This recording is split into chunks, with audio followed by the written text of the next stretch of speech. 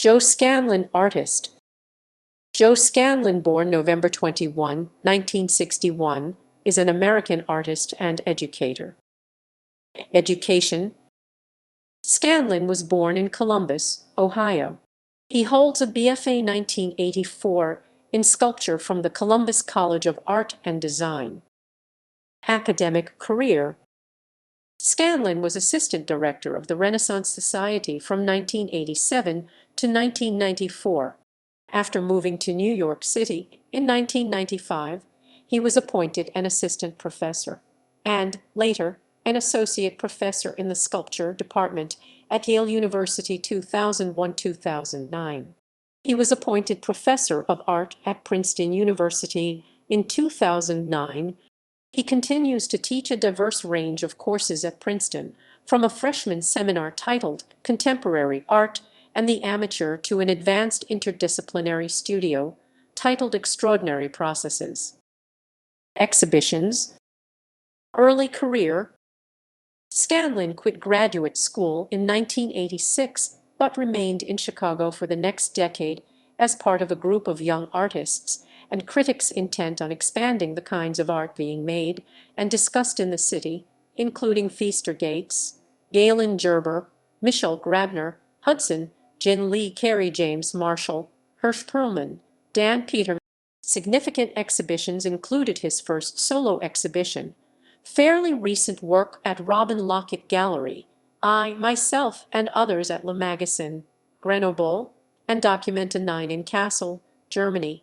About Documenta 9, New York Times art critic Michael Kimmelman wrote, "And yet if political art is downplayed, aesthetics is hardly a guiding principle. For every work as captivating and touching as Gary Hill's video installation depicting ghostly figures walking toward and away from the viewer, there are numerous visually numbing pieces like Joe Scanlan's section of a bathroom floor." Counting the works of Mr. Scanlan and Mike Kelly, Wim Delvoye's tiles decorated with images of excrement, Ilya Kabakov's reconstruction of a Soviet public restroom, and Attila Richard Lukak's pissoir, the show's most dominant motif may very well be the toilet.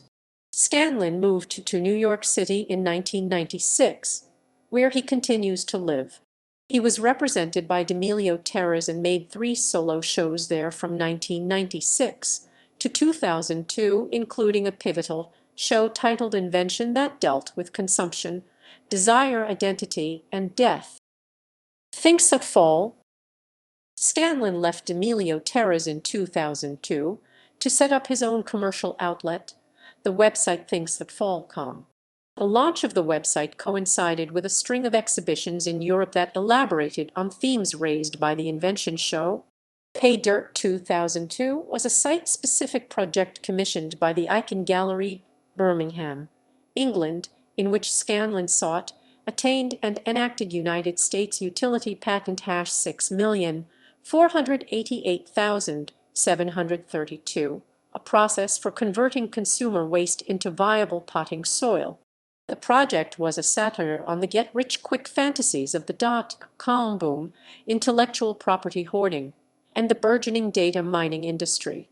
Entropy for Sale 2005 was an exhibition at Gallery Micheline Zwijger, Antwerp, that took up American artist Robert Smithson's theme of entropy to interrogate how all manner of collapse, destruction, disaster, and downfall were becoming entrepreneurial inspirations and profit sources. The exhibition caused a minor controversy when the gallery withdrew the show's press release, all forwarded by the artist, because they felt its language was too incendiary.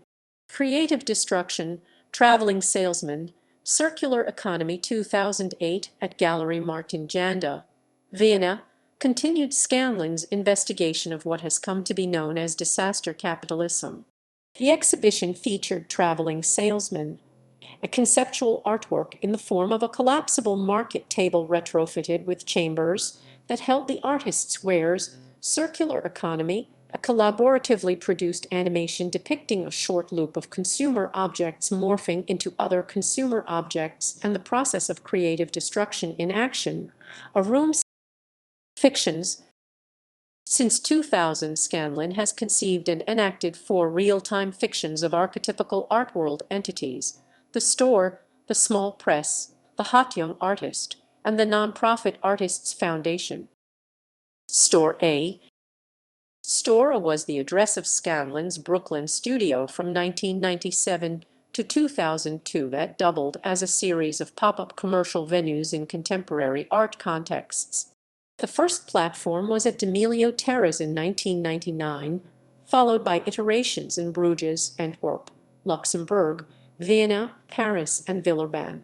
Store A culminated in the exhibition passing through 2007-8 at Kunstsammlung Nordrhein, Westfalen K21 in Dusseldorf, in which a flexible modular pavilion modeled on the artist's original Brooklyn studio was commissioned by K21. Over the course of 18 months, the structure slowly morphed and circumnavigated the museum's top-floor winter garden, while an evolving array of exhibitions and store displays took place within its walls. Commerce Books. Commerce Books began as the publishing arm of Store and, later, Thingsthatfall. Its first issue was a spoof of October magazine, titled Commerce, that mimicked the legendary MIT Publications academic style and included a roster of 5 editors, 3 of whom were anagrams of Joe Scanlan, Neil Jackson, Anna Logix, and Jane C. Sloan, and the 4th of whom was Tote Winkle, German for blind spot. The 5th editor was Donelle Woolford. Commerce has published 19 issues thus far, many of which were fabricated under the guise of the fictional editors or real-life artists and writers, including Walter Cerner No. 5, Joseph Schumpeter No. 11, Jonathan Monk No. 16, and Elaine Sturtevant No. 17. Commerce has published authentic material as well, notably The Complication Post-Structuralism in Country and Western Music No. 3, a reader devoted to George Pardo's sculpture 4166 Seaview Lane No. 4, and People in Trade No. 10, a collection of essays on art and labor that includes Donelle Woolford. In 2007, after several years of developing the character, Scanlan held auditions and then hired 2 professionally trained female actors, Jennifer Kidwell and Abigail Ramsay, to play the role of an emerging Black female artist named Donelle Woolford. As part of the backstory and set design for the character, Scanlan made a body of abstract collage works reminiscent of Cubism. The curtain went up, so to speak, in a show titled Donelle Woolford, a narrative by Joe Scanlan at Chez Valentin, Paris in 2007. Subsequent stagings involved performances within the larger project that took place in New York, Chicago, London, and Vienna. In a bomb interview with Jeremy Sigler in 2010, Scanlan discussed the role the actors had played in the project to that point, saying that Jen Kidwell sees it as a political gesture, a kind of territorial claiming of a type of behavior Black artists supposedly aren't allowed to have. But I also think it is a political gesture aimed somewhat at me, a refusal to speak on my behalf. Abigail Ramsay, on the other hand, plays Donelle in a rather sunny persona who is willing to talk to anyone in a charming. Though she is quite amenable as an actor, Abigail's Donelle is the type of person that many denizens of the art world find annoying, so her characterization is also a kind of statement. In a later iteration of the project, Woolford transformed into another art world mood and archetype, the mid-career artist. As a book and exhibition that premiered in Paris in 2012, Dick Jokes was a play on Richard Prince's joke paintings and included a national comedy tour based on a stand-up routine by Richard Pryor. The project was included in the 2014 Whitney Biennial, stirring controversy which culminated in the decision of the Yams Collective to withdraw from the biennial. In Dick's Last Stand 2014, Kidwell played Woolford reenacting a Richard Pryor segment censored from his short-lived 1977 network television show. See White Folks Take Everything From Me intones Donelle Woolford in character as Richard Pryor at the Kitchen in New York. Staged as part of Donelle Woolford's participation in the Whitney Biennial, Scanlan and Kidwell's appropriation of Pryor's material was intended to align two dicks conceptually, Pryor and the artist Richard Prince. Brood Thayer's Society of America. In 2013, Scanlan founded the Brood Thayer Society of America, an institution dedicated to promoting greater appreciation of the Belgian artist Marcel Brood Thayers within the context of the United States. The fiction is not unlike a fiction that Brood Thayers himself staged, his Musée d'Art Moderne Department des Aigles 1968-1972. The Society offers access to its archive, organizes public lectures and events, and hosts short and long-term scholars in an adjacent private residence. Artworks. Throughout his career, Scanlan has made objects that begin their lives as artworks in galleries and museums. Nonetheless, the ability of these objects to leave those spaces and be performed in everyday life is a critical aspect of their status and meaning. As such, they can be seen as a class critique of the ready-made. Catalyst. Catalyst was a cosmetic sculpture in the form of an artificial tear that could be affixed to a person's face using clear-drying eyelash adhesive. The product was launched in 1999 and sold in packets of 6 for $20. For a short time, they were seen being worn around New York City, quite removed from anyone's awareness of their status as a work of art. DIY. DIY is a sculpture of a coffin made from standard IKEA products, primarily a Billy bookcase. It was first conceived and made on site at the Art Gallery of Ontario, Toronto, in 1999 as part of a group exhibition organized by Christina Ritchie titled Waste Management. The artwork was elaborated on 3 years later in DIY, or How to Kill Yourself Anywhere in the World for Under $399, an artist's book that provides a shopping list, an inventory of required hand tools, and 120 pages of step-by-step instructions for reverse engineering standard IKEA products into a fully functioning. The book was Scanlan's contribution to Pierre Hyde and Philip Parano's Enley project, in which Scanlan cast Enley as the generic character who demonstrates the various technical maneuvers required for building the coffin. The book introduced a novel way for an artwork to be produced. Given that IKEA stores exist the world over, museums and private collectors desirous of owning a DIY coffin can purchase the book, go shopping at their local IKEA, and make the artwork themselves rather than having the artist produce it in his studio and then arrange for it to be shipped.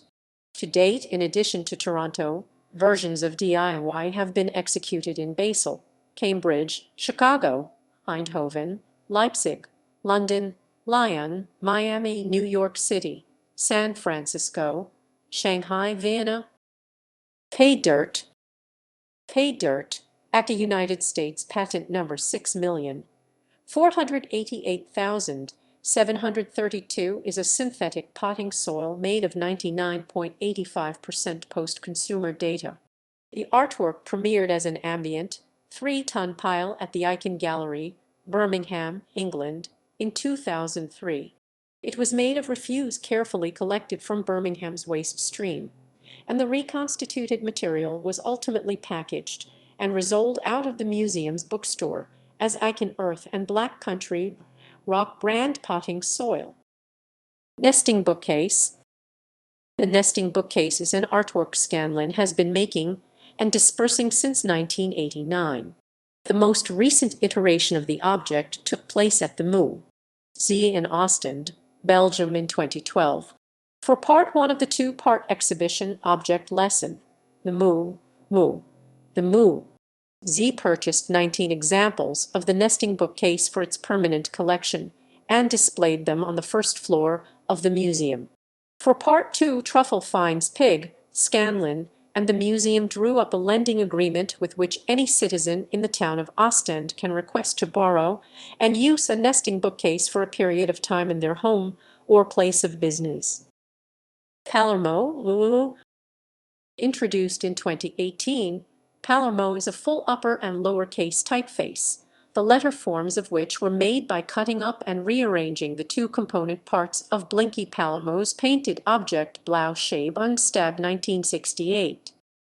Publications: Classism, An Introduction Kunstverein in Hamburg 2018, Paragraphs on Deceptual Art Gallery Martin Janda 2018, Le Classisme, Une Introduction Extrait Les Presses du Real 2015, Object Lessons Kunstmuseum, Annecy 2013, Passing Through K21, Dusseldorf 2007, DIY im Scoot Ghent 2003, Pay Dirt Icon Gallery, Birmingham, England 2002, Joe Scanlan Museum House Lange, Krefeld, Germany 1996. Public collections. Collections. Scanlan's work is in the public collections of Kunstsammlung Nordrhein-Westfalen, Tate Modern London, Centre Georges Pompidou, Paris, the Van Abbe Museum Eindhoven, the Stedelijk Museum voor Actuele Kunst Ghent, Museum Luxembourg, and the Museum of Contemporary Art, Chicago.